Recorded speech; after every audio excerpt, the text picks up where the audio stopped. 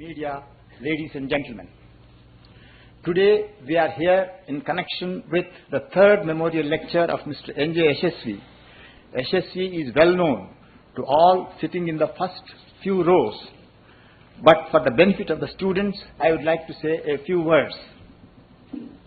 Icfai was the founder of the Icfai group of educational institutions and a pioneer in promoting quality higher education in the private sector. He had a brilliant academic career. He was a gold medalist in CA and ICWA. During the 70s, he and I were on the faculty of the Administrative Staff College of India, which is meant for training senior executives in private sector, public sector, and in the government. He was one of the best teachers in that college. In the 80s, he was appointed by the government of Andhra Pradesh as Chairman, Andhra Pradesh State Trading Corporation, and Vice Chairman, Public Enterprise Management Board. Icfai set up the Icfai group in 1985 without governmental SOPs or institutional funding. In an era where government support was the norm, he chose to spend all his energy on this institution, which over the years grew to become a monument. He was a bold leader and was instrumental in building 6 business schools in major cities as shown on the screen. He was a bold leader and was instrumental in building 6 business schools in major cities and 11 universities as shown on the screen. The Icfai Foundation for Higher Education in Hyderabad enjoys pride of place among several institutions he started and was close to his heart. I am happy to inform that this lecture is being webcast live to all these 16 centers which are mentioned on the screen. This suggestion to have a live webcast was made by Mrs. Kiran Bedi, who was here last month. Mr. Icfai was charismatic, a great teacher and institution builder, a leader, a visionary and a genius who was years ahead of his time. His spirit will continue to guide the Icfai group. He used to say that every teacher, every student should think that he is in the best place given his competence. Our Chancellor Padma Bhushan, Professor Hanmanta Rao, is a distinguished academician. He is also an institution builder as he nurtured 2 important institutions of national and international repute in the country, namely the Institute of Economic Growth in Delhi, where he was director and subsequently its chairman, and the founder member of the Center for Economic and Social Studies. He was also the president of the Indian Economic Association in the year 2009-10 and also president of several other important societies. He was a member of Prime Minister's Economic Advisory Council, Planning Commission, Finance Commission and National Advisory Council. He has authored 10 books, edited 7 books and published more than 100 research papers, including a joint paper with a Nobel laureate and apart from several articles in reputed newspapers. The publications are very rich in research methodology and logic. We most cordially welcome Dr. and Mrs. Rao.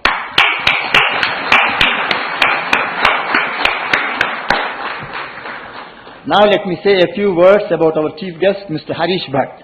Currently a member of the Group Executive Council of Tata Sons, Harish Bhatt has held many important positions in the Tata Group over the past 27 years, including Managing Director of Tata Global Beverages and Chief Operating Officer of the watches and jewelry businesses of the Titan Company Limited.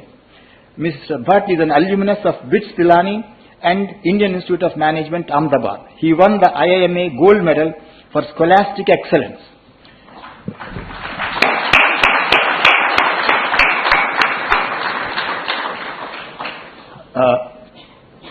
And later, the British Chevening Scholarship for Young Managers awarded by British government. He has strong professional interest in strategy, consumer behavior, business economics and business history. He is a member of the Consumer Insights Panel of the Economic Development Board in Singapore. He has also represented Tata Group on the Executive Committee of the World Federation of Advertisers. An avid marketer, he has helped create many successful Tata brands. He writes extensively and is a columnist for Hindu Business Line and Mint. In 2012, his first book was published by the Penguin, titled Tata Log, The book narrates stories from the modern history of Tata Group, and several copies are available in our library. The topic of today's lecture is the building blocks of outstanding leadership. It is very relevant to the personality of Mr. SSV and is being delivered by one who is himself a leader.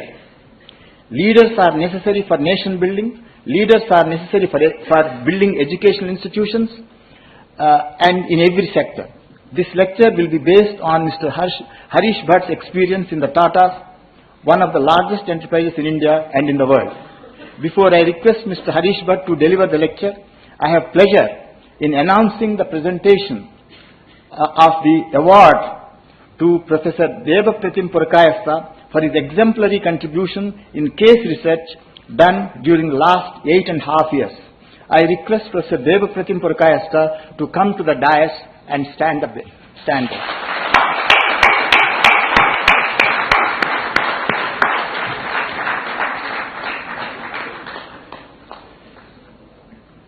Professor Devapratim Purkayastha has authored an impressive 411 case studies and won 23 awards and recognitions in international competitions. The awards include the 2011 EFMD Case Award, Best of the Best, organized by the European Foundation for Management Development, the 2011 CMA Alberta Award for Best Case in Corporate Governance, organized by the North American Case Research Association, and the 2014 the Case Center Awards in the Knowledge, Information and Communication Systems category, organized by the Case Center of the UK. The case studies authored by him have been reprinted in more than 50 international textbooks. He has presented 8 case studies in highly reputed international conferences such as the Academy of Management, NACRA Conference, and contributed around 40 case study workshops. These workshops were conducted at IIM Bangalore, TAPME, IIM Ranchi, Academy of Management in Philadelphia. He was featured among the top 26 best-selling authors of UK-based Case Center, the world's largest repository of case studies, for the last 40 years.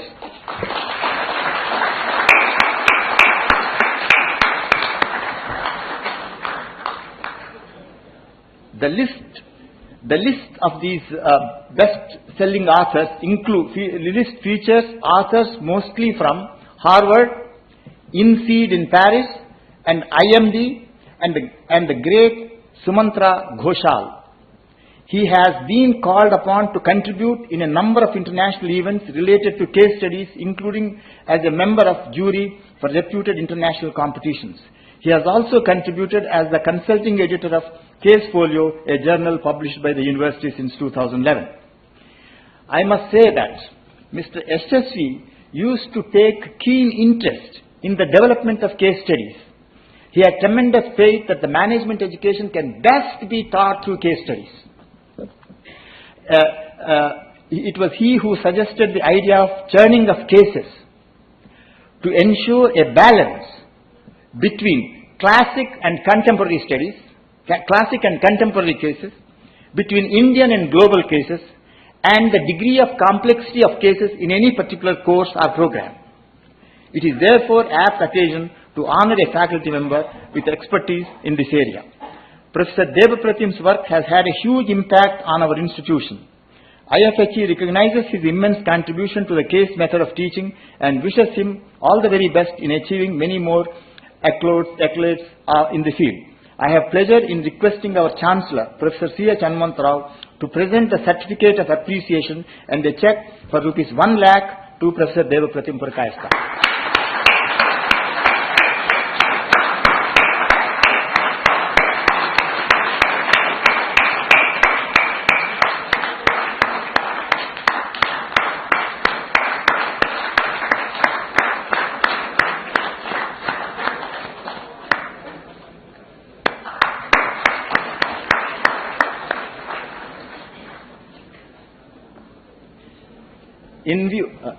Thank you, sir. In view of many contributions made by Shri N.J. SSV in the field of higher education, we have developed a website which contains his photos, speeches and articles of several of his professional colleagues, friends and relations. Kiran Bedi also suggested that you should start a website on the 15th of October, and I am happy that this website is ready now. I have pleasure in requesting Mr. Harish Bhatt to officially launch this website. Mr. Harish Bhatt.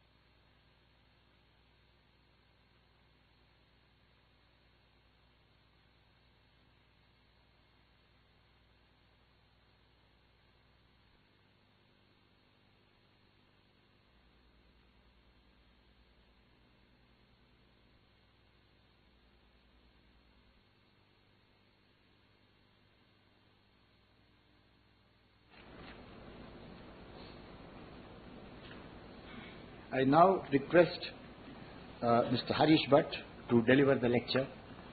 There will be a short question-answer session at the end. Mr. Harish Bhatt.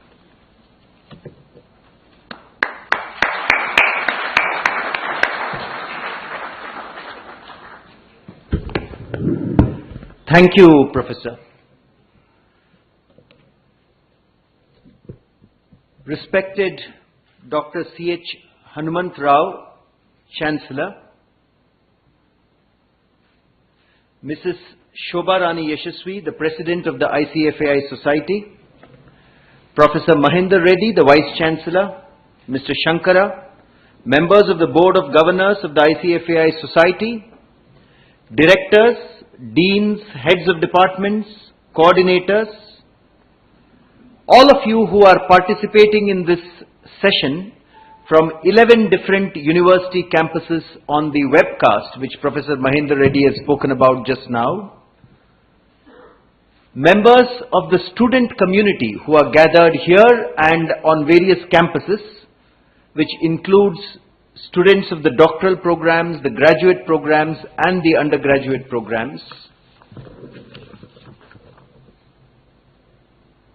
I want to mention that it is my privilege to be here today to deliver the third N.J. Yashaswi Memorial Lecture.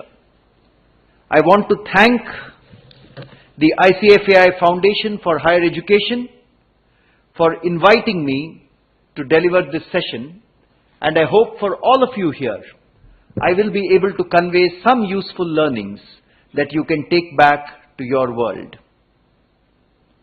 It is always a privilege for someone like me from the corporate world to be back on an academic campus and speak to students and professors, because it is campuses like these which gave me the knowledge and the wisdom and gave thousands of people like me the knowledge and wisdom to progress to where we have progressed in our respective careers and lives.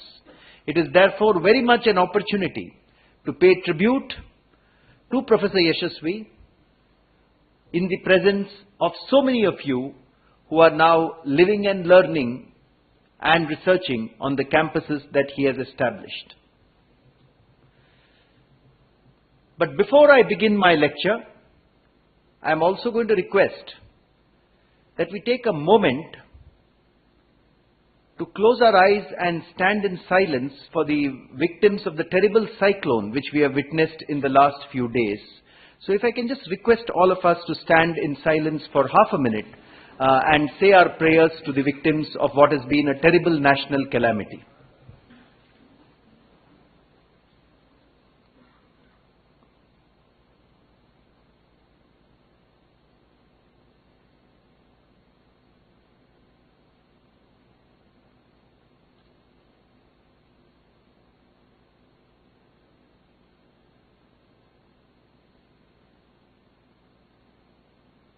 Thank you very much.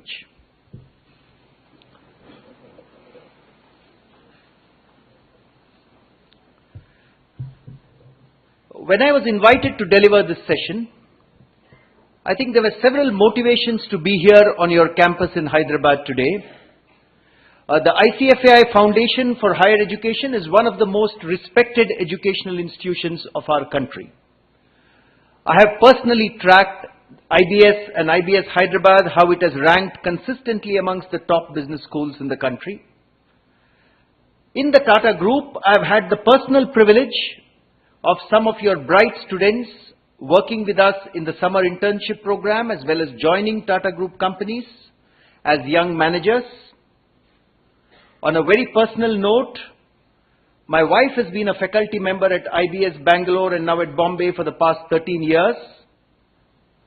And I have developed great respect for your focus on academic standards, professionalism, research and teaching from all these inputs.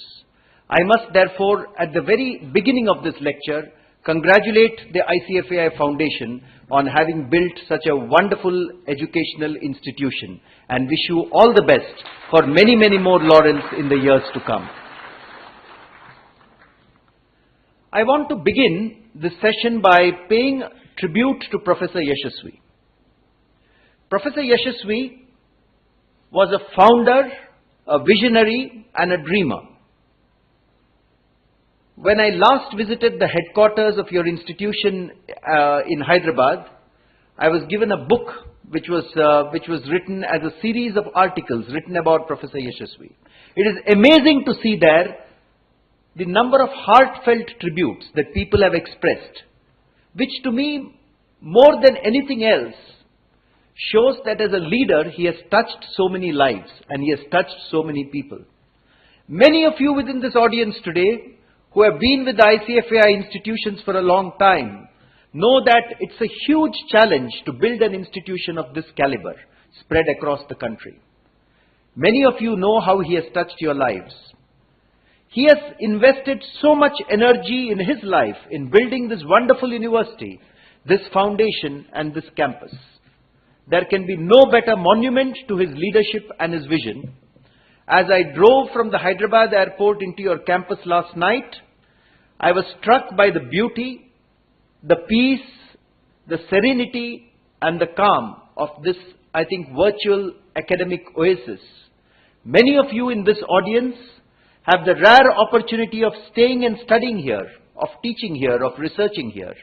Many of your colleagues who are on the webcast today have the equal opportunity of doing so in their respective Icfai and IBS campuses. That, I think, is a rare privilege.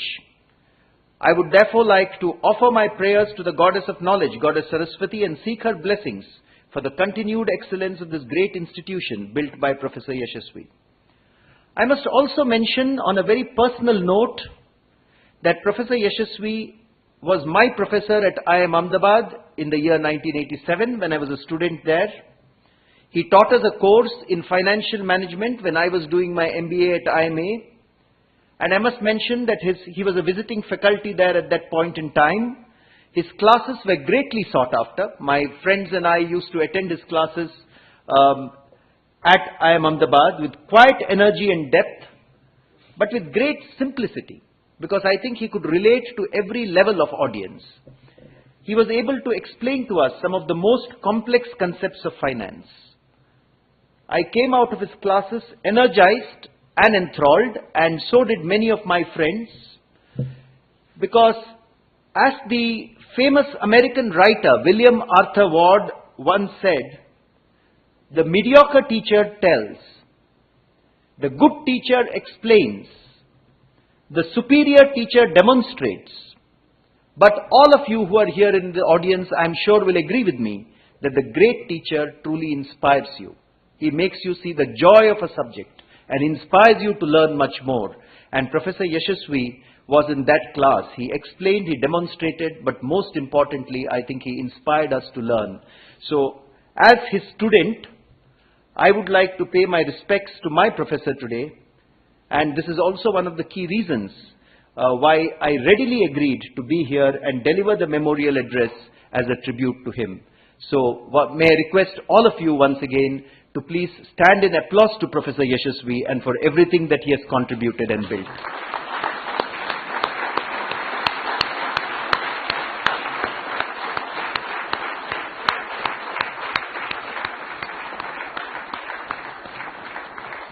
Thank you. Can I have my presentation on the screen now? Yeah. Let that remain.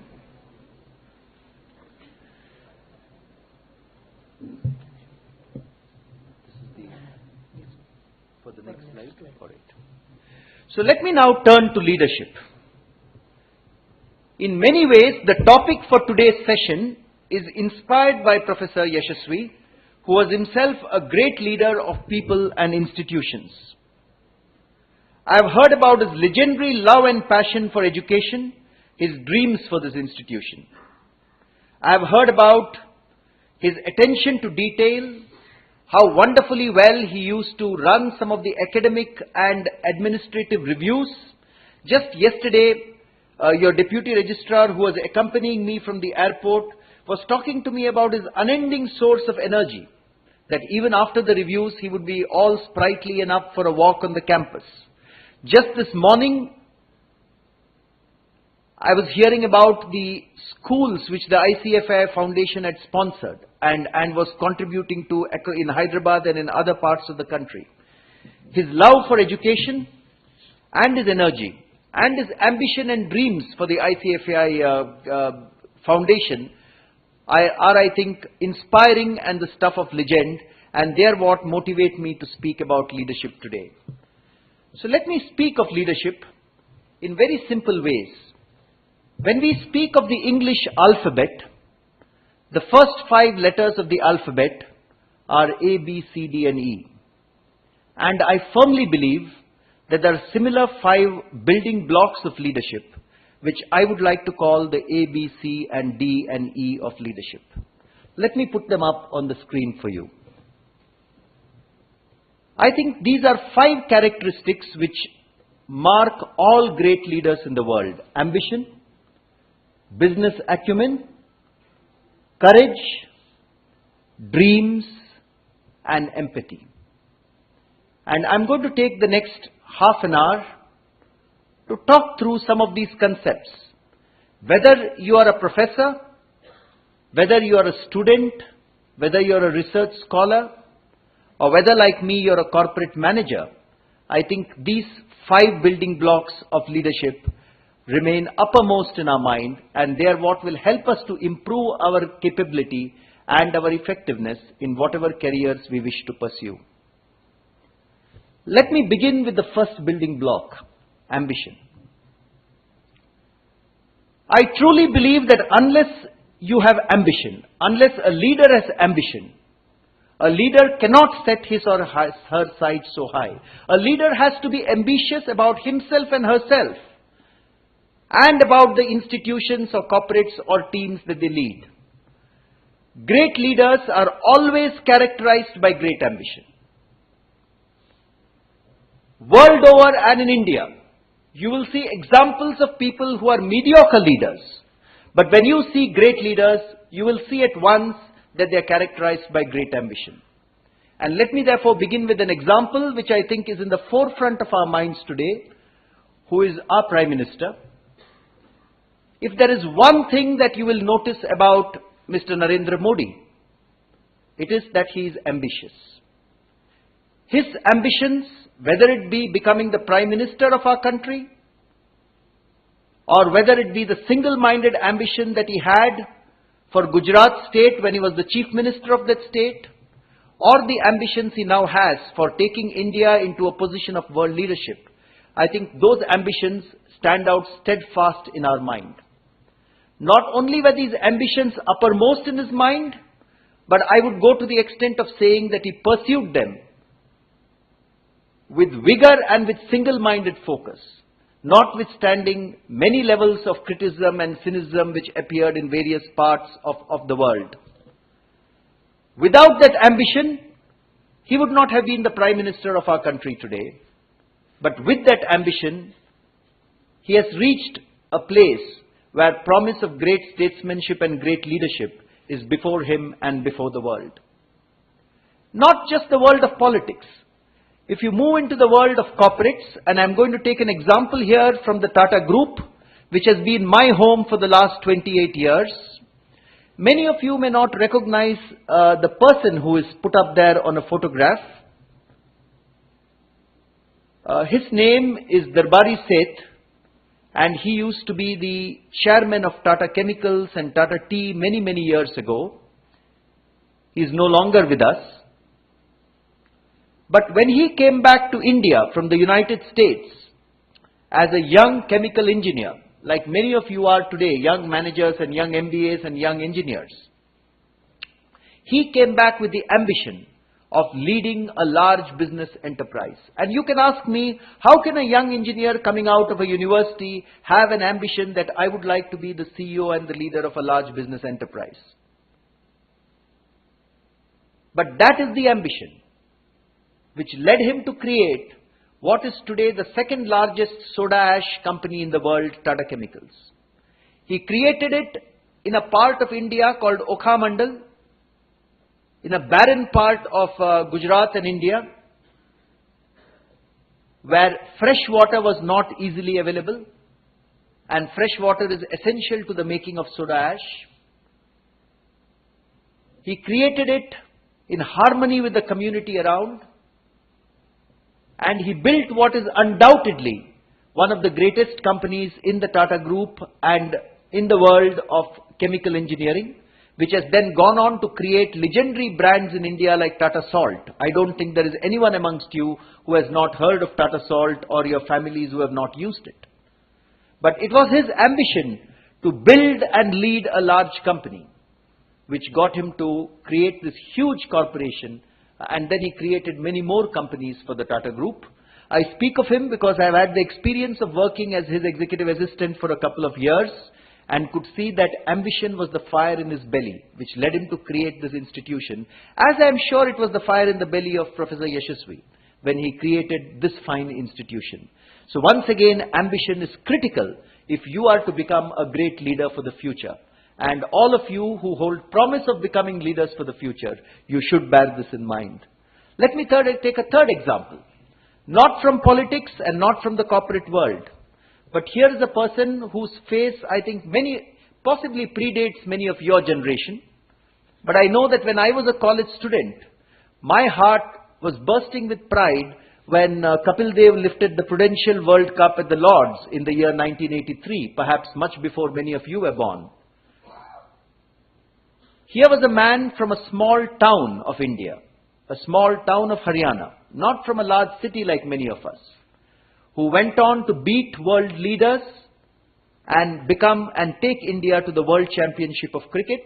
If you remember, in that World Cup, he single-handedly took India into the semi-finals with his 183 not out against Zimbabwe, which unfortunately has not been captured on television, but is I think, testimony to the ambition that the man had for India donning that world hat. Once again, a person from a small town, but ambition fueled him to where he had to reach. I don't have to talk too much about this picture. Even all of you from this generation would surely recall Srimati Indira Gandhi, who was the Prime Minister of India for several years and several terms, and the ambitions that she had, not just for herself. Of course she had ambitions for herself, to be the Prime Minister and the leader of the Congress party. And that ambition is critical. Personal ambition is as important as ambition for the institution. But she went ahead and she had large ambitions for the country. It was during her leadership that, for instance, India became a nuclear power. It was during her leadership that India won several battles, including the independence of one of our neighboring countries, Bangladesh.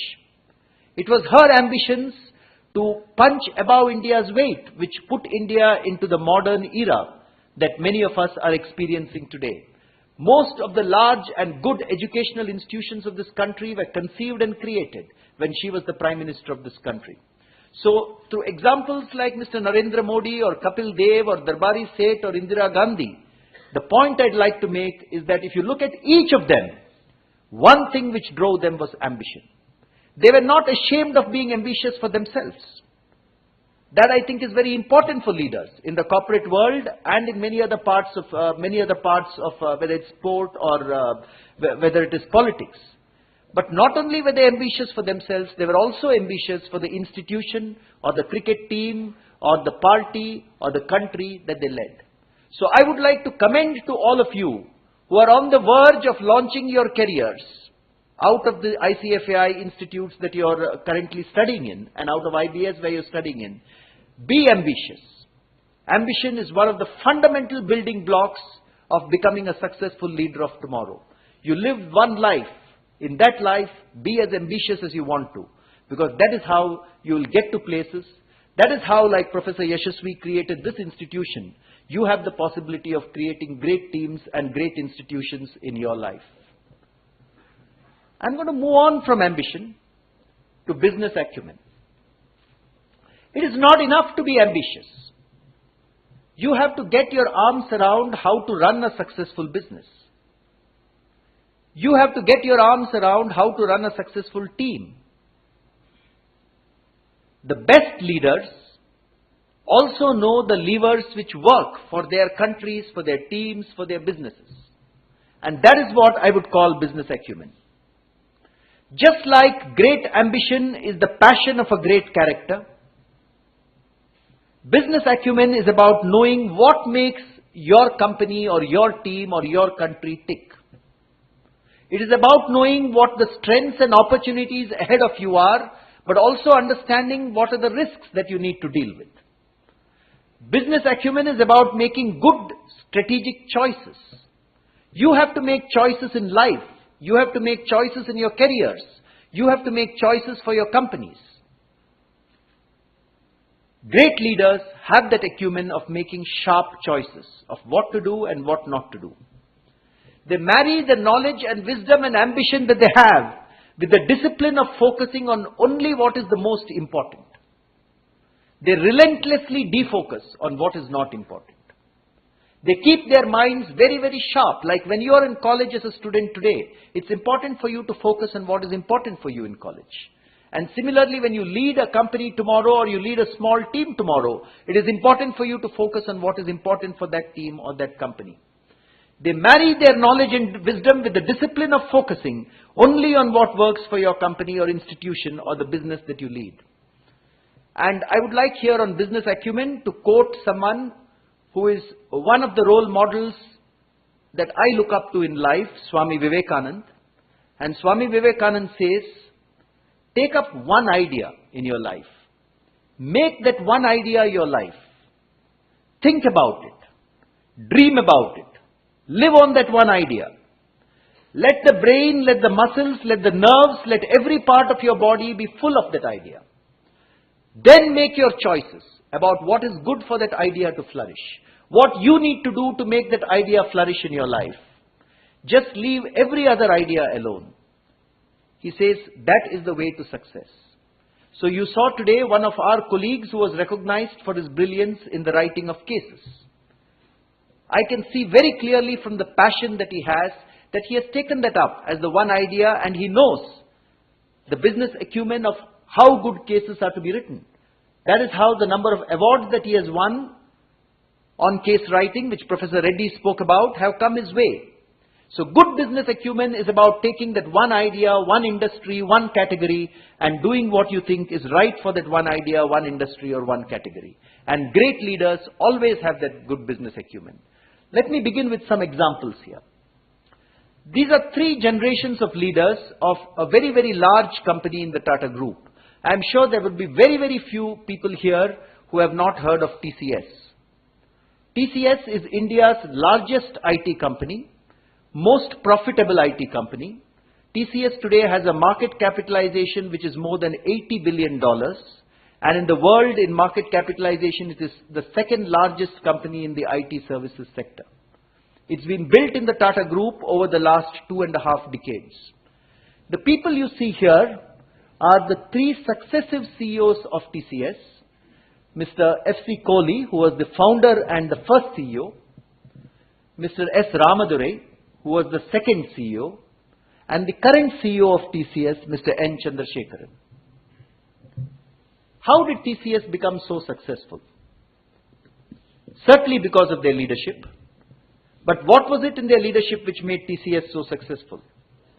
TCS, the business acumen that all these three leaders had, is that they understood that the concept of offshore development centers, where TCS engineers based in our country worked on projects for clients abroad, which saved costs both for the client and for TCS, undertaking exceedingly good quality jobs, and leading to clients becoming IT enabled and serving their customers much better at a fraction of the cost that they would have otherwise incurred. This is what has made TCS so successful, and it was the forerunner of this model before many other Indian companies have now entered and are doing equally well. The Infosys or the Wipros of this world who are doing equally well today. But in the early 1970s, Mr. Kohli, Mr. Ramadurai, and now Mr. Chandrasekaran had the business acumen to realize that here is a model which can work very well for India. And that is what has made TCS one of the largest, most successful and most thriving IT companies, not only in the Tata Group, but across the world. This is what good business acumen is about, that one idea that offshore development can be important and can lead to the success of our enterprise. But let me move on from this example to another person, whom all of us know as one of the greatest leaders of our generation. And many of you who are young here today certainly would recognize the face and the visage of Steve Jobs and Apple. Many of us know Steve Jobs as a brilliant innovator, as the creator of the iPad or the iPhone or the iPod and so forth, which I'm sure many of us use or many of us dream of using. What we perhaps should also know is that it is his business acumen which has built Apple into becoming the most valuable brand and business in the world today, just like TCS has become the most valuable IT services company. And that business acumen came from knowing that it is not just creating beautiful products, but it is in creating the entire ecosystem of iTunes, of the apps that are built into Apple. That is the ecosystem which fetches recurring revenues to Apple today. And that is because of the business acumen that Steve Jobs provided in his long stint as the leader of the Apple organization. So once again, he took one idea, beautiful products married to a great ecosystem of iTunes, of all the, and he made that idea successfully fly. Just like TCS made its idea of offshoring successfully fly. That is business acumen for you. Take a third example. Here is a great leader whom I worked under in the Titan company. 25 years ago, there was no Titan in India. Today, it is a 12,000 crore company which is the market leader in watches, in jewelry, in eyewear in the country. Very, very few people in India would not have heard of brands like Titan, Fastrack and Tanishq. It came from the business acumen of Mr. Xerxes Desai. He knew that Indians were hungry for good design and trusted design. He knew that the jewelry market in India was rife with jewelers who cheat their customers. And using those two ideas, design and trust, he was able to build brands and businesses which are legendary today and which dominate the marketplace for watches and for jewelry. So just like Steve Jobs and just like Mr. Kohli and Mr. Ramadurai and Mr. Chandrasekaran, here is a man whose business acumen built Titan from scratch to the company that it is today. Once again reflecting that one idea, his idea was on the marriage of trust and design. Steve Jobs' idea was on building an ecosystem of around beautifully designed products. And TCS's idea was around offshore concept development. So I would ask all of you, when you become managers and go out into the corporate world, what is that one idea you will search for and how will you bring that business acumen to bear? It won't happen easily. It will happen 20 years later, 15 years later, 10 years later in your career. But you have to keep steadfastly at it. Understand business very well, because these insights will only come from deep understanding. Building on the knowledge that you gain from campus will come the experience that you have as you work in industry, and it is from that experience that you will gain the business acumen that these leaders have gained. Yet another example of business acumen This lady, whom all of you may not recognize instantly, is Coco Chanel. She built one of the greatest fashion and perfume businesses in the world, Chanel, which sits as a luxury brand today. And she built it in the midst of the era of depression in the United States, which was the 1930s. But her business acumen came from understanding that women, particularly in the era of the depression, are willing to spend on small things which make them look and feel beautiful. And she felt, because they did not have the money to spend on large things like homes or cars.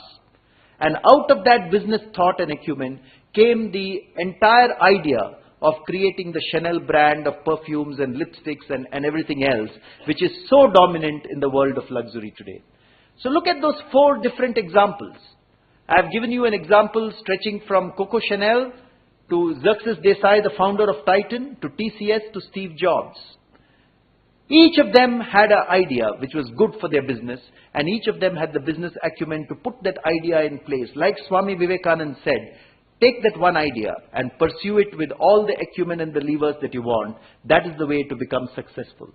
That is the second building block of leadership that I would like to talk about today, which is business acumen. So we have covered ambition and we have covered business acumen, which are the A's and B's. But let me come to what I think is perhaps the most important building block of leadership, which is courage. Courage is fundamental to being a leader. When you are a leader, you are not in your role to win a popularity contest alone. When you are a leader, you have to take risk, because without risk there can be no courage. If you decide to live your life in the safe lane, I doubt very much that you will become a great leader. Great leaders have to be courageous. If you do not have courage, don't even think of being a leader in your life. Great leaders have to take risk. And to take risk, you have to be courageous. Because when you take risk, you can lose as much as you can gain. Often, you have to take decisions which are unpopular, which many people view with skepticism, cynicism and negativity. If you want courage, you have to be willing to suffer every day and bear the burden of your decision. That is the cross of courage. But like a great writer said, life is not worth living unless you are willing to take some big chances and big bets. That is what will make many of you in this room leaders of your own organizations in the future. Take a few examples here. The single best example I can give you of courage is none other than a man who was the chairman of the Tata Group for more than 20 years, Mr. Ratan Tata. He built India's very first car, the Tata Indica. When he built the Tata Indica in the late 90s, and when he embarked on that project, people said India would never know how to build its car. India at that time had its space vehicles. India at that time was a nuclear power. But India was one of the few countries in the world which did not have its own car. In the late 1990s, India just had 3 cars on the road, the Ambassador, the Fiat and the Maruti 800. Those of us who belong to that period will remember that. And when Mr. Tata stood up and addressed an automobile gathering and said, "Here I am and we would like to make India's first designed car," people said, some people said, "Is this at all possible?" Yet in the year 2000, when the Tata Indica hit the road, within 2 years of its coming to the road, it went on to become India's best-selling car. You also know that several years later, he took another leap of courage, devising what is perhaps the world's smartest yet affordable car, which is the Nano. In taking these leaps of courage, you have to be able to withstand cynicism, negativity and comments of people from all around you. Today, if India has an auto ancillary industry, if India has other world players who have come here and are also marketing their cars to us, like the Hondas and the Volkswagens, it is because of the auto ancillaries industry that was established when the Indica came into the country. Today, if India can take pride that we make our own cars, it's not only the Tata Group today. I think there are groups like the Mahindras which make equally good cars today. It is because of the dreams and the courage that this man had to set up India's car industry. I recall when I was writing my book on the Tata Group, I went to Tata Motors in Pune and spoke to a few operators there who are not as well educated as we are. They are from higher secondary schools in Maharashtra. And they were telling me we did not even know how to assemble the car. It took us 8 days to assemble the first Indica. We didn't know that we were able to do it. When we told our friends that we are making India's first car in our factory, they laughed at us and said, can India ever make its first car? You may think it is commonplace today, but I am talking back 15 or 17 years. Yet today, every 54 seconds, there is a car that comes out of Tata Motors plant in Pune. So that is the courage with which Mr. Ratan Tata began that, and that's one of the reasons that I say courage is an essential building block of leadership. Let me go on to another person. This is the founder of the Tata Group, Jamshedji Tata. He lived 150 years before us. But 150 years before us, he had the courage to say, in India we will make our own steel. When he went to the United Kingdom and spoke to engineers there, they laughed at him and they said, India? Do you think India can ever make its own steel? There was an engineer in the United Kingdom who told him to his face, if you can make a single kilogram of steel in India, I will eat it. Jamshedji Tata later went on to say after Jamshedpur began, I am happy he didn't have to live up to that promise. He would have suffered from severe indigestion. But he had the courage to go into the jungles of eastern India, in Orissa and Jharkhand, and create what is today one of India's finest steel mills, Tata Steel in Jamshedpur. That required enormous courage, particularly because he was investing his personal wealth in creating Tata Steel at that point in time. The Tatas were not as large an organization as we are today. It was in the very, very early days. So that's another example of courage, and that is why he is known as one of the greatest leaders of India of all time. Take a third example, Mr. Tata or Mr. Krishna Kumar, again from the Tata Group. In the late 2000s, these people had the courage to go outside India and buy global brands for the Tata Group. Mr. Krishna Kumar, who was the vice chairman of Tata Tea, and Mr. Ratan Tata, who is shown there with the team from Jaguar Land Rover. Mr. Ratan Tata led the Tata expedition outside the shores of India, and the Tata Group acquired iconic brands like Tetley, iconic luxury brands like Jaguar and Land Rover. That required enormous amounts of courage to do, because it was billions of dollars of investment, and it required a lot of patience, a lot of determination, a lot of skill to make them successful. That is again exemplars of courage. Take this person. He needs no introduction to all of us. I would think one of the most outstanding leaders of our age. Courage to him meant ridding his country of one of the greatest evils of all time, apartheid. To be able to do that, and you should read his book, The Long March to Freedom, if you have not done so already, but he sacrificed his entire life. He was jailed for several decades by the apartheid era of the South African government, and he did not budge an inch. How many of us in this room would be willing to say we are willing to spend 30 years in jail for a cause that is dear to us? That is what courage is made of. And that is why in one stroke he liberated his country from one of the greatest evils of all time. And that is why he is reckoned today as one of the greatest leaders of our generation.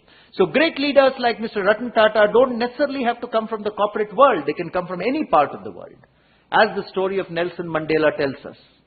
Or if you take yet another live example in front of us. The lady here, do you recognize her? She has been leading with courage, single-handedly, a movement in Myanmar, ex-Burma, to bring that country into the modern era, to make it a free country. That voyage is still not complete. She's still in the midst of that battle, has undergone great personal hardship, but courage has been the one determinant of her style of leadership. I cannot count the number of times that she has been imprisoned by her government, by the generals in that country. Not easy for a woman in an underdeveloped country to be jailed by military generals who are known to be ruthless. And if Myanmar has opened up to the world today, if Myanmar has begun encouraging industries to come in, and it has, Myanmar has opened up significantly, a lot should be attributed to the courage of this one lady. So you will see from those 5 examples, it may be men and women, it may be from the corporate world or the world of politics or the world of nations and statesmanship. But courage, think back at it. Think about the great leaders you know. I am sure Professor Yashasvi, when he decided to set up the Icfai Foundation, it must have required a great deal of courage for him to say, I will invest my life and my energy in establishing this institution from scratch. When he came out of the Administrative Staff College of India, thought about this idea, thought about investing the monies required to set up such an institution, thought about getting the best of faculty, students, campuses, thought about investing in a large 90-acre campus like this, that would have required a lot of courage. So courage is an essential building block of leadership, just like ambition and just like business acumen. You have to be ambitious. You need the acumen to say, what is the idea, what is the business lever that I will drive? But you also have to be courageous to take great decisions which may make you suffer for some time. But that is what I think will mark great leaders. A man who wants to lead the orchestra must always turn his back on the crowd. If you look at the leaders of the orchestra, they face their orchestra members. They don't face the crowd, because they have the courage to do that. And they must lead with courage and conviction. So that, ladies and gentlemen, is the 3rd building block of leadership that I would like to put in front of you. But it's not just ambition for yourself or your institution. It's not just business acumen. It's not just courage. I want to submit to you that a 4th block that you should have if you aspire to be a great leader is a dream. You have to be able to create a dream that you can sell to your team. A leader has to be a dreamer, not merely a doer. If you're just ambitious for yourself or for your institution, but you don't have a dream for your institution, you will not reach anywhere. If you just have courage, but you don't have a dream, you will not reach anywhere. All those people we saw also had dreams. Nelson Mandela had a dream for his country. Ratan Tata had a dream for India. So a leader has to be a dreamer, not merely a doer. What is the dream that you will have? What is the dream that a leader has? No institutions and no leaders are built without a dream. Mr. Yashasvi had a dream for this very foundation, the Icfai Foundation. Mahatma Gandhi had a dream for a free India. Martin Luther King Jr. had a dream for an America where every man, regardless of color, would be equal. Great leaders need great dreams also so that they can inspire the people around them. When you create organizations, you may not tomorrow be the CEO of a company, but you may move in to become a sales manager or a marketing manager or a finance manager. You will still need a dream for your function with which you can inspire the people who work with you. Great leaders need to provide inspiring dreams to their teams and institutions. Great teachers need to provide dreams to their classrooms. The President of the United States, a long time back, John Quincy Adams, had once said, if your actions inspire others to dream more, learn more, do more, and become more, then and then alone you're a leader. So you must ask yourself, how do I build the capability within me to dream and use that dream to inspire others? Let's take a look at a few examples. President John F. Kennedy of the United States, in his inaugural address, spelt out a dream in the year 1961 that in 10 years we will put a man on the moon. I am sure in the year 1961, when he stood on the steps of Washington DC of the White House and made this pronouncement, I am sure America did not know how to get a man on the moon. But the dream that he set was very, very clear, that in 10 years we will have a man on the moon. In the year 1971, as all of you know, Apollo 11, 1969, sorry, 2 years ahead of his deadline, my error, 2 years ahead of the 10-year deadline that he had set. You will remember that Apollo 11 landed on the moon, and you will also remember that Neil Armstrong became the first person ever to set his feet on the moon with that, I think, very simple statement, one small step for me, but one giant leap for mankind. But that one giant leap for mankind was the dream of this gentleman who spoke at the time of his inauguration. How many of us would be able to set such a simple and inspiring dream for our companies, for our corporates, for our classrooms, for the companies that we go to work in? And those kind of dreams are what make great leaders. If John F. Kennedy is remembered today, it is for this dream that he had given the United States of America. Let me take a second example. Not very far from this campus in Bangalore stands a great institution of Indian learning, the Indian Institute of Science. It has been the home to several Nobel laureates. Professor C.V. Raman taught and researched at this campus. It was created because of a dream that the founder of the Tata Group had, Jamshedji Tata, to say India will have its own world-class institution of science. Even today, the Indian Institute of Science always appears on the rankings of the top 200 science institutes in the world. Even today, it has some of the finest professors of science anywhere in the country. It was born from the dream of one person who said India should have a world-class institution of science. Third example, from a country not too far away from us, Singapore. Singapore is today looked at as a role model by most Asian countries. Many of you may have visited Singapore and may have come back saying what a clean country this is. Come back looking amazed at the wonderful facilities they have, right from the Shanghai airport to their cities. But you must remember that only 40 years back, Singapore was even less developed than India was. You must remember that Singapore was a small village with none of the facilities and capabilities that a large country like us have. But Mr. Lee Kuan Yew had a dream for Singapore. He was the Prime Minister of Singapore for many, many years, but his dream was that it is possible for an Asian country to become even more developed in its facilities and in its infrastructure than any Western country in the world. He worked hard at that dream, but that was the dream that he spelled out to his countrymen.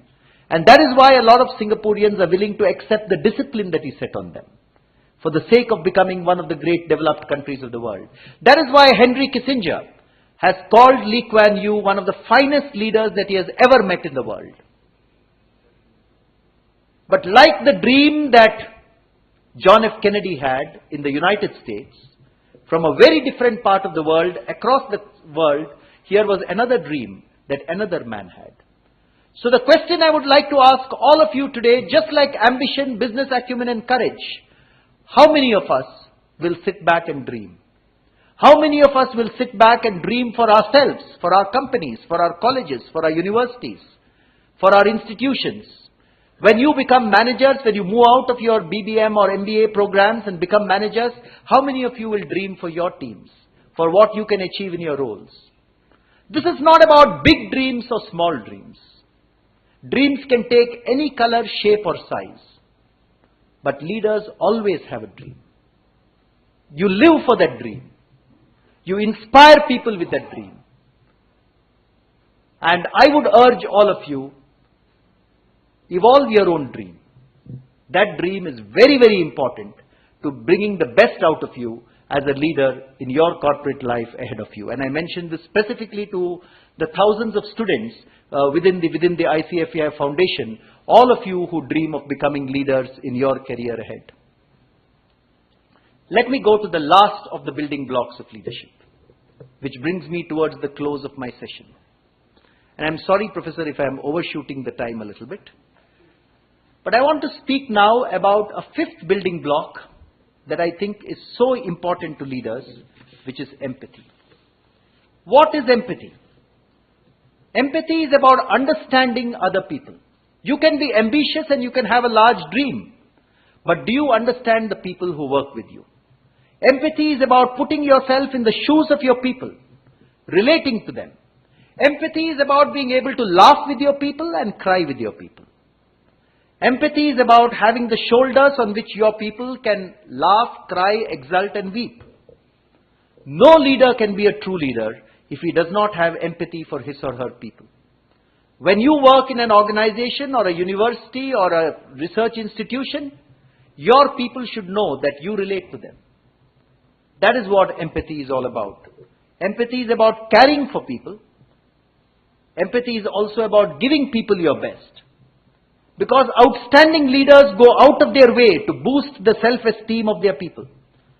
Because when you boost the self-esteem of your people, if people believe in themselves, it is amazing what they can accomplish.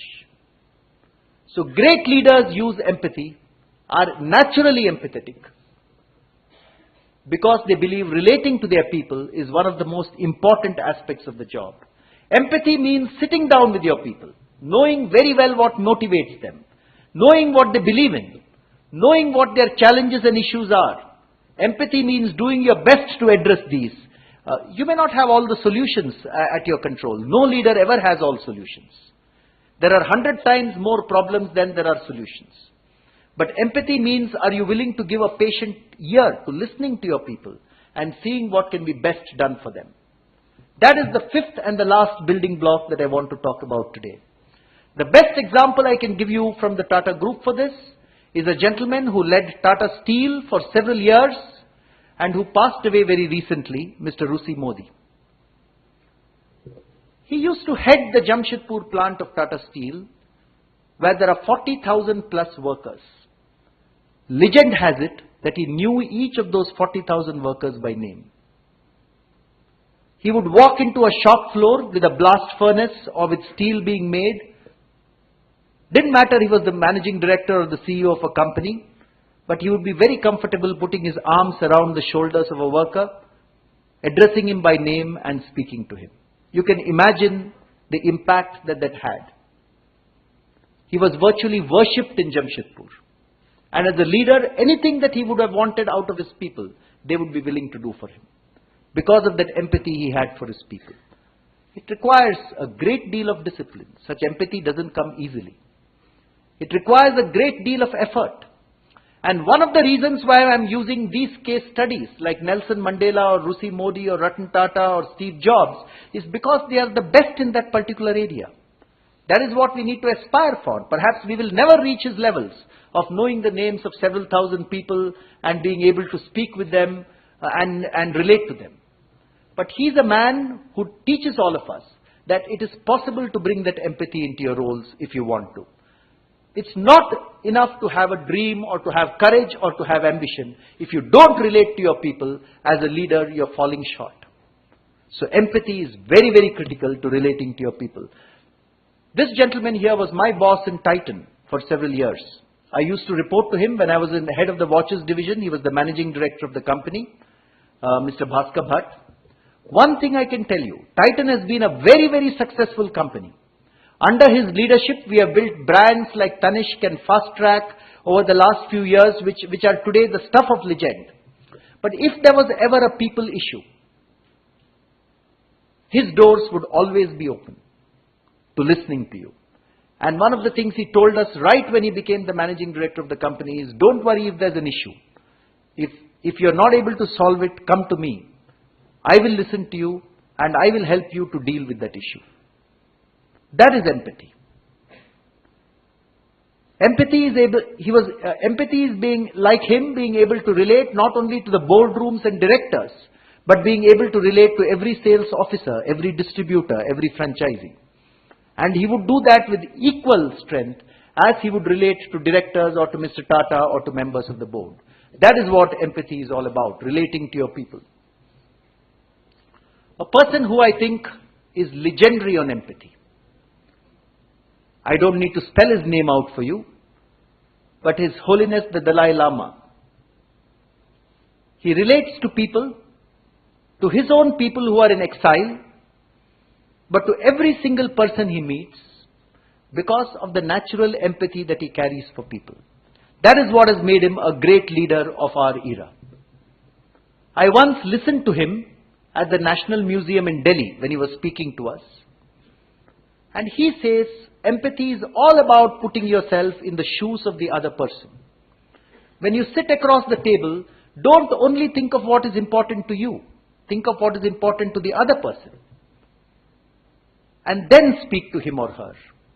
That is where empathy comes from. That was the single and simple advice that he offered us. Always put yourself in the other person's shoes. That is the source of all empathy. And just like Mr. Rusi Modi or Mr. Bhaskar Bhatt, I think the Dalai Lama, the happiness that you see on his face, the sheer innocent joy that you see on his face, comes from his style of leadership, which is all about empathy.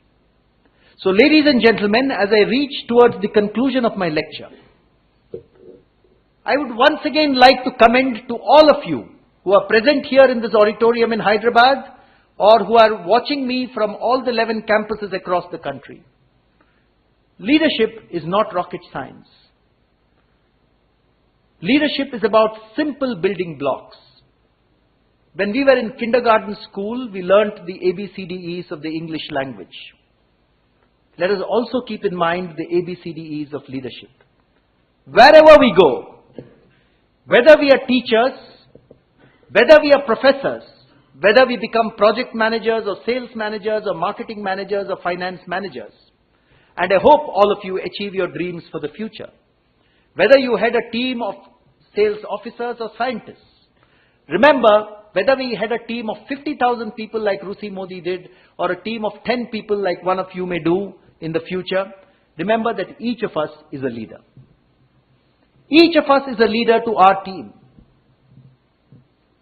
Each of us, I would say, is also a leader to members of our family in our personal lives. And when we are a leader, these 5 building blocks, ambition, business acumen, courage, dreams and empathy, which I will call the A, B, C, D and E of leadership, will bring out our true potential and make us win. So from this lecture, I would request you to carry this simple message back with you. May I take this opportunity to wish all of you well in your respective careers.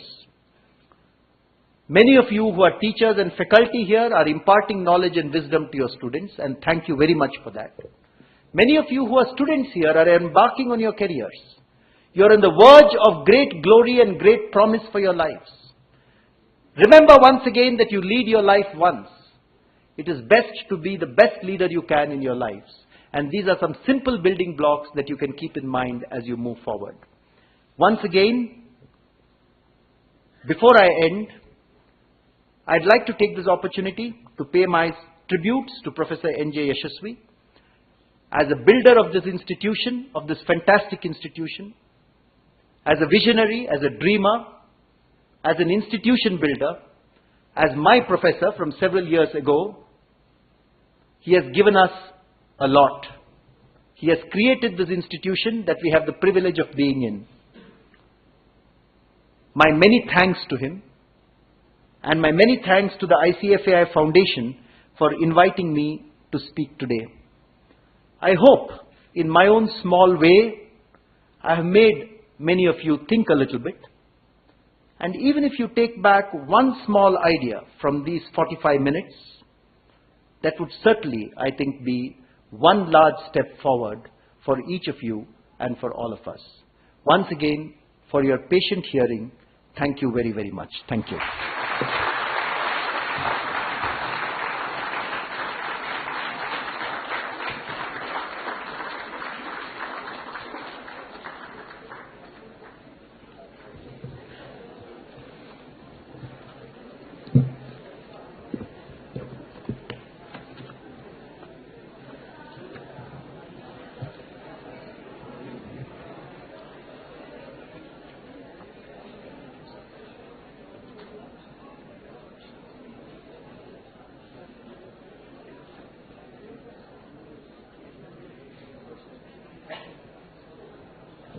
Ladies and gentlemen, I believe we have some time for questions and answers. And I would be very happy as a member of the Tata Group or in my own capacity as a manager. Like many of you, I have been in an academic institution for several years as a student, to answer any questions that any of you may have. Those of you in the auditorium who would like to ask a question, please put up your hands, just state your name, and if there is a microphone, then one will be brought to you to ask your question. For those of you who are on the webcast, I believe there's a process for the questions to come in. And those questions will be handed over to me, so please use the process at your locations to send the question, which your location coordinators would have told you about. So I'm open to a few questions. Gentleman here had his hands up.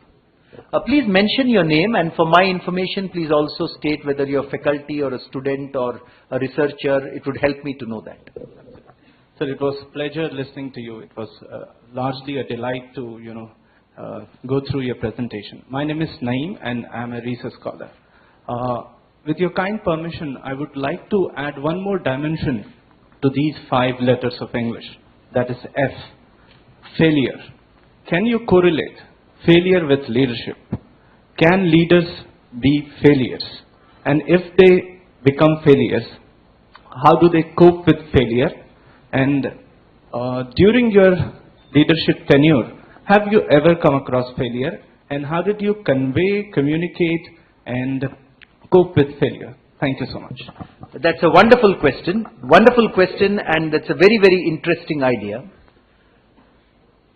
Let me say this, in my entire career as a manager and as a leader, I have not come across a single leader who has not faced failure. All leaders at some point in their career have faced failure. If you look at all these illustrations I have put ahead of in the screen in front of you. But I think what is exemplary is the way that they have recovered from those failures. And it is the manner in which they have recovered from those failures which has characterized them as great leaders. Let me take a few examples, since you asked me, of the people whose names I have put up here. Let me take the example of Titan, because it's a company that I have worked in for a long time. Many of you may not be aware, but Tanishq, which is such a successful brand today, was a failure for the first 7 or 8 years of its history. It was bleeding a lot of money for Titan. But Xerxes Desai, whose name I had put up here, understood why it was a failure, came to grips with it, was honest enough to admit that there were changes required. Tanishq initially used to sell only 18-karat gold, and Indian women would never buy 18-karat gold for themselves. They would always want 22-karat pure gold. Tanishq was originally married to European designs of jewelry, but Indian women want jewelry which can go with their Indian clothes. They want contemporary jewelry, but they still want it to be very Indian in its ethos. Tanishq had to introduce methods of checking the purity of gold. So there were corrections which were required. But the one thing that leaders did was they were able to understand, Mrs. Desai was able to understand the reasons for the failure, face up honestly to the failure and say we have a failure here and here are the changes that we should make. So from that example, I would say that it requires courage to face a failure. It's not easy to stand up and tell the world that I have failed in something. So while I will think about your idea, in many ways what failure brings to my mind is courage. Because failure requires courage. It requires courage to be open and say, I have gone wrong and here is something that I should set right and do right. Many of the other leaders whom you have seen here, you will also see that there have been stories of failure. I can tell you from Kapil Dev's story, because I am a keen student of cricket, the number of failures that there have been during his career as a cricketer. If you look at Mr. Narendra Modi, who is the Prime Minister of India today, and look at his political career over the past several decades, you will see the times when there have been huge failures. If you look at Indira Gandhi and the failures there were during her political career, including the emergency and including many other eras. So every single leader faces failure. But I think, does the leader have the courage to stand up to failure and make those changes required, learn from that failure, admit to that failure? That I think is what great leadership is all about. So thank you very much for a very interesting observation.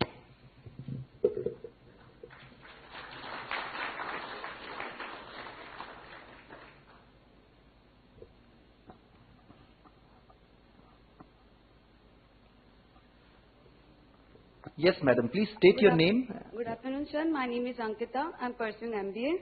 And my question is, I have a dream of opening NGO for children whose parents have died or suffering from trauma, those children. So, how to dream these type of things, and it requires lots and lots of money. How to see and pursue these types of dream in future? So, tell me your name once again. Ankita. So, Ankita, my response to you is, dreams have to be pursued with determination. Not every dream is possible at every point in your life. Sometimes, to build a dream, you have to achieve some building blocks. You have to achieve some experience for yourself. You have to achieve some financial independence for yourself.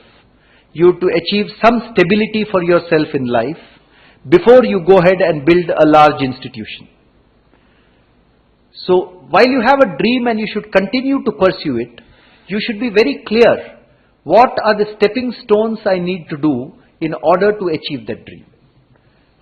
So, someone may have a dream of saying, I have to win a Nobel Prize.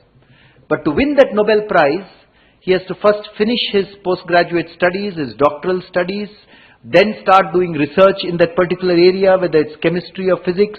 Only at some stage thereafter will that dream come true. So there are many stepping stones to achieving a dream. Your dream is a magnificent one and a very noble one of opening an NGO for children of parents who have been impacted by trauma. But it may take you a few years to build up all the courage, the determination that you need to achieve that dream, to build up the finances that are required to put this in place, to build up a network of people who will support you in doing that, and to build up the experience of working in an organization which will tell you how to build or not to build an institution. But I wish you all the best. I hope your dream comes true. Thank you.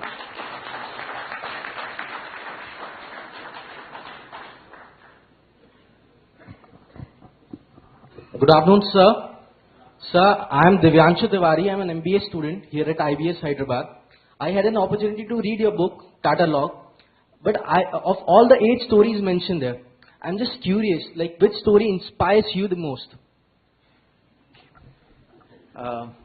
Firstly, I must say that those 8 stories in the book I wrote, Tata Log, where I had to shortlist them out of about 35-40 stories. So firstly, these 8 meant a lot to me, and I also thought that they showed very diverse parts of the Tata Group, dreams being pursued and achieved in many areas. But in many ways, the story that inspires me the most is also the first story in that book, which is the creation of the Indica. Because, like I mentioned in my lecture, if you ask me, are all these 5 attributes essential for leaders? I would say yes, all of them are essential for leaders. But if I had to choose one attribute which I think distinguishes very, very great leaders, I would put courage there. Without courage, you can never be a great leader. And I think the Tata Indica demonstrated the courage that Mr. Ratan Tata had. It was the same courage which many years later went ahead to build the acquisition of Jaguar Land Rover or Tetley. It was the same courage that made the Tata Group today a $140 billion enterprise from being a $6 billion enterprise 10 or 15 years ago. So to me, the Tata Indica was the most inspiring story. It was also the most inspiring for another reason. That when I met people who manufactured the Indica, workers on the shop floor at Tata Motors Pune, or managers, you should see the pride in their voice. When they spoke about the fact that we made India's first car, for them it was the voyage of a lifetime and a lifetime come true. So it was because of Mr. Tata's courage, but also because it had touched the lives of so many people. That was the most inspiring story. The second story which inspired me greatly in that book was the story of Okhamandal and what Tata Chemicals have done in terms of the villages there and the water table and the water activity there, which I think has changed an entire community and the lives of the entire community. So those are two stories which have been very, very inspiring, but all the 8 stories in the book I have selected because they are personally very inspiring to me in very different dimensions. Thank you.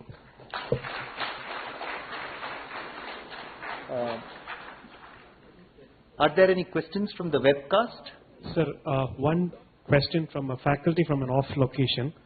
How do we cultivate the attitude of ethics in current generation of students who I see are preferring to take the easy way since they consider that following the ethical processes is an obligation and is difficult?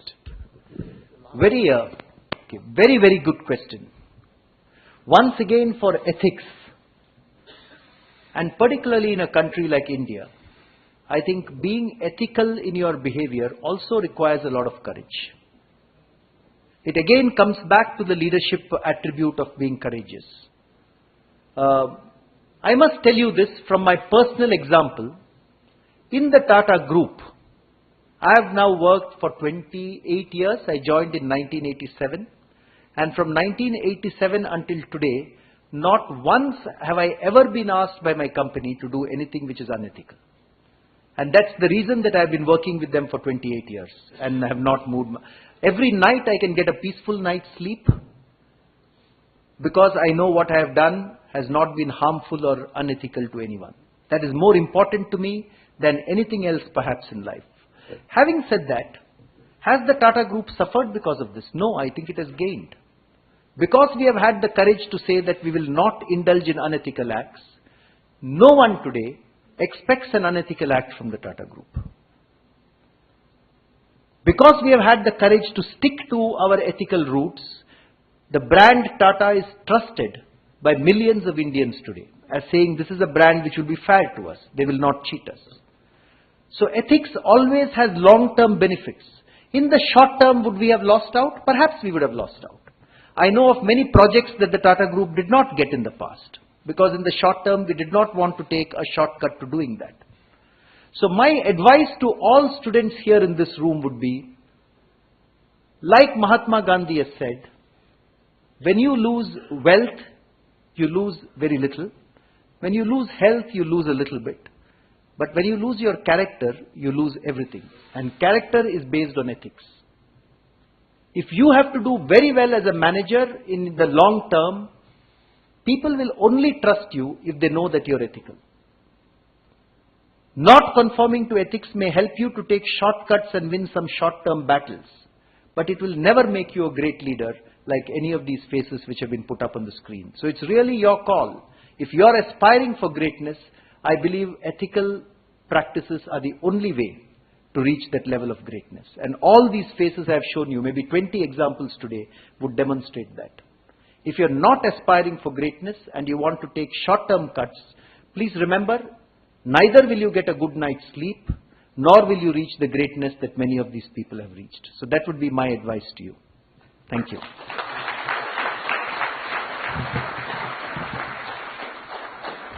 Thank you once again for a very patient hearing, and to everyone who is, I think, at remote locations across the country, thanks to all of you as well.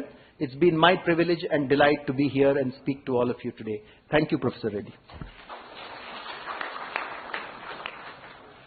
I request our Chancellor, Dr. Rao, to make his observations.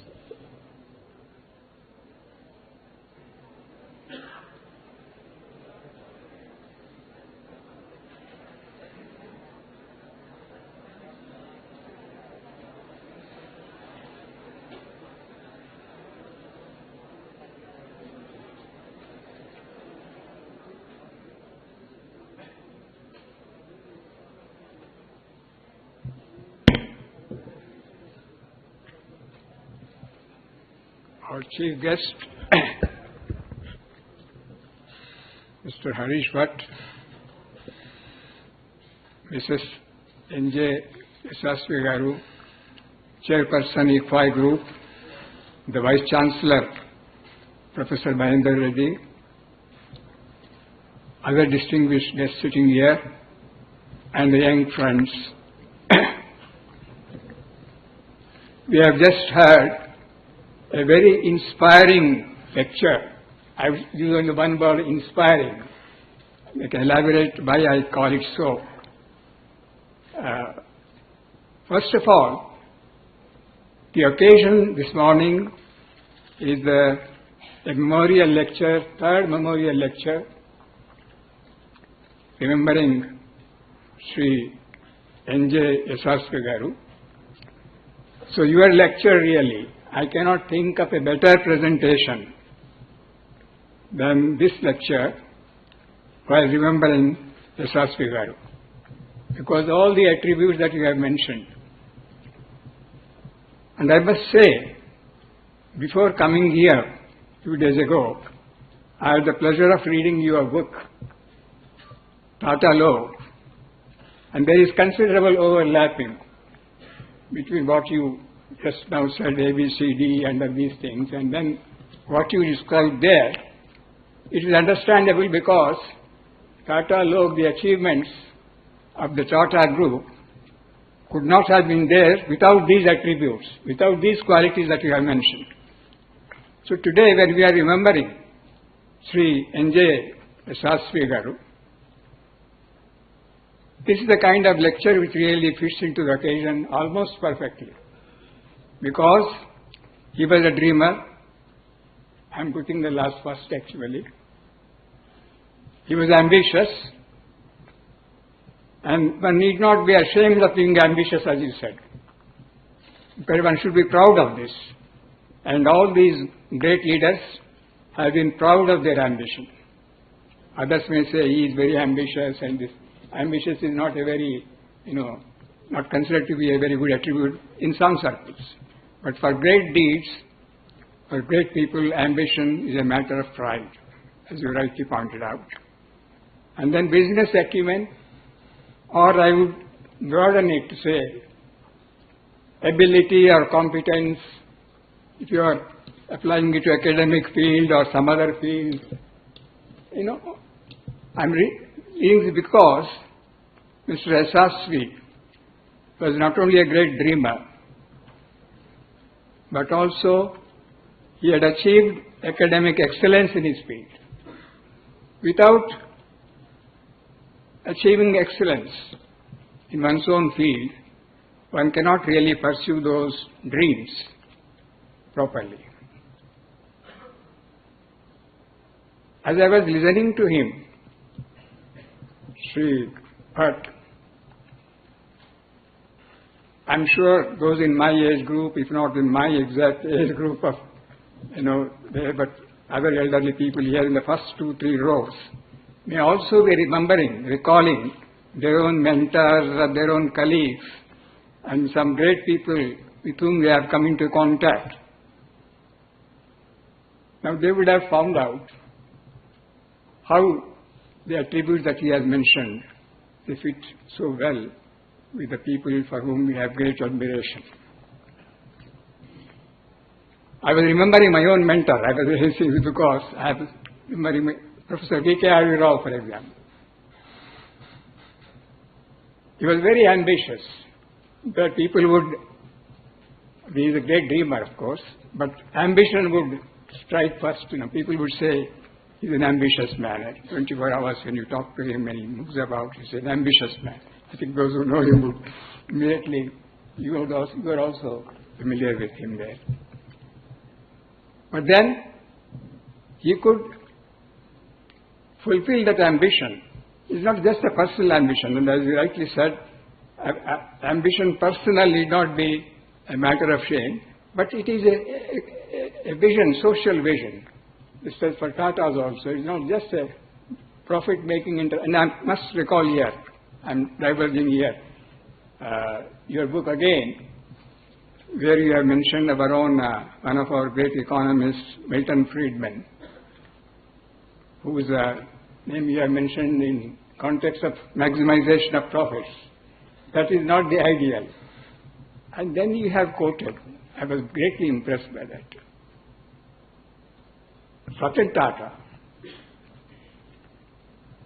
And I had the privilege of being his colleague on the Board of Governors of Reserve Bank of India. And I completely agree with what you have said there. You know, in this vision, your dream and ambition, it is not just a personal one there. That is there, of course. But it is the institution that you are building up, and it is the people for which you are working, or the oppressed people whom you are trying to liberate, as Mandela you have mentioned there. Now this quality comes. And Ratan Tata's quotation that was given in his book is that first thing he says is, the most important thing that he says is that our country is ridden with extreme inequalities, social and economic. And our ideal should be to remove those inequalities, that's what. So here you have Milton Friedman, what he was saying, his ideal or his dream, let us say, or his objective, and then you have Ratan Tata here, who is really a businessman in one, you can say, but his ideal much broader. The institution's ideal is much broader. How to really, Jamshedji Tata is also well added. It is nation building, as you also said there, nation building, and then with inclusiveness. Their empathy also comes in a bit, and great, concern for the people, the country, and all that. So, removing these inequalities should be one of our foremost goals or guiding principles there. So then again, courage, of course, goes without the courage. Some of the things that were mentioned here in the question by questioners, which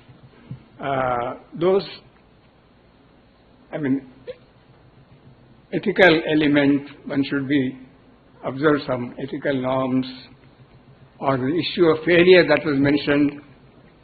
All these have been, I think, discussed by Mr. Harish Bhatt in his book. And already, I think almost all the questions that were asked were very relevant, but they were all discussed because, as I said, these are overlapping kind of things. The ones he has mentioned here, and the thing that he has discussed in the book, that is discussed in the context of a Tata law, Tata group, and this is discussed in the context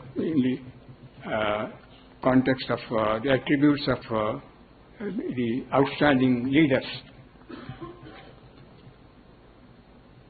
So all these qualities that you have mentioned have been there in Mr. Shastri, and this was the right occasion because except for 2-3 rows, including myself, the rest of them, large majority of the young persons sitting here really need this kind of a presentation, and it is they who are going to absorb much of it and are going to be inspired and in fact cultivate many of these attributes, or in fact these are given virtually, but they can be fostered, and they are going to foster. I'm sure all of you have enjoyed this lecture, and I would like to personally thank him for this exceedingly interesting presentation.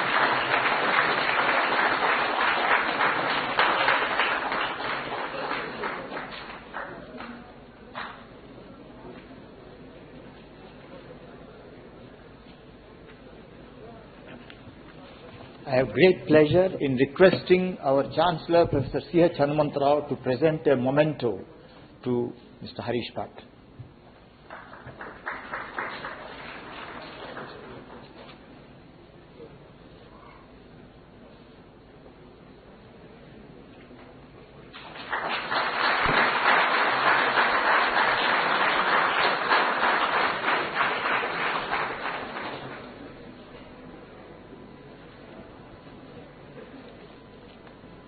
Pleasure in presenting this memento to our Chancellor.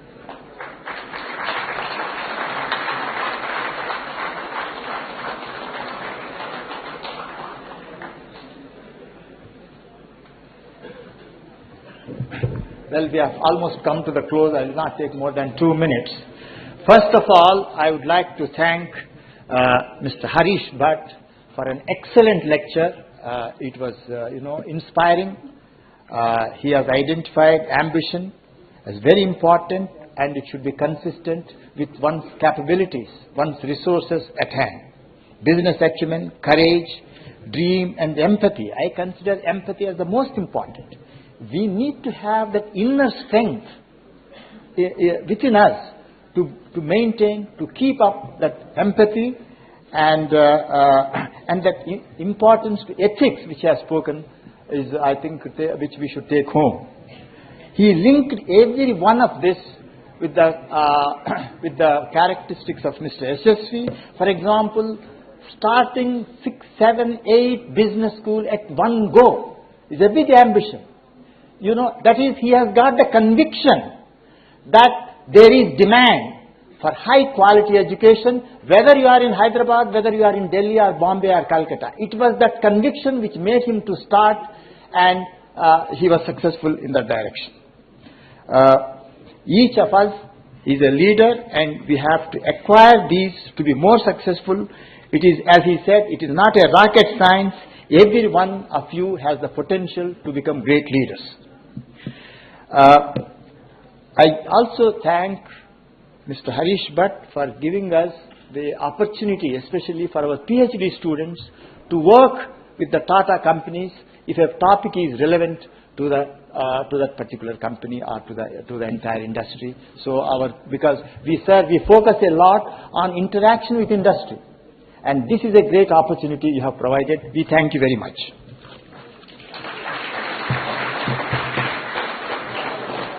I thank our Chancellor, Dr. C.H. Hanumantarao, for taking his time and for presiding over this lecture and for his valuable observations. He took the example of V.K.R.V. Rao as a great institution builder. As a matter of fact, Dr. C.H. Hanumantarao himself is a great institution builder. He built the Institute of Economic Growth in Delhi. He built the Center for Economic and Social Studies here in Hyderabad. He has made extremely valuable observations. He said this ambition should be linked to societal development. You see, that removal of inequalities, development of the elimination of poverty, things of that type. So that should be kept in mind. I thank all of you for your patient hearing and for excellent questions. Thank you very much.